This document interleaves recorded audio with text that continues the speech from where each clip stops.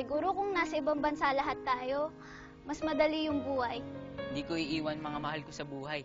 Pati ikaw. Ako? Hindi tayo pwede maghiwalay. Promise natin sa isa't isa yan, ha? Promise. Kung ako'y iiwan mo,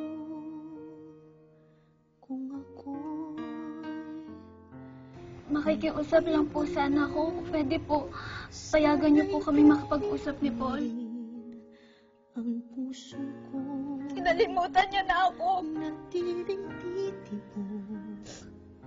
Kakalimutan ko na lang din siya. Ang kagandahan ng ating mundo, dalhin mo rin paglisan mo, landas na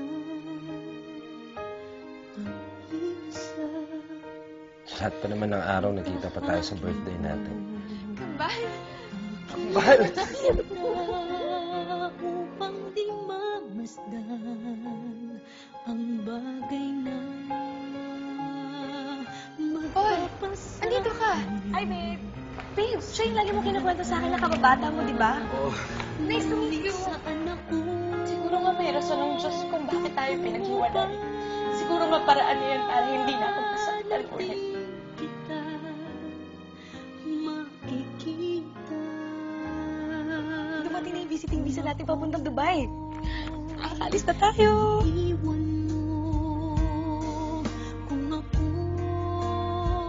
ako'y iiwan mo. Matitiis ko ba muli pang mag-isa kapag wala ka na, aking Sarah, mahal kita. sinta?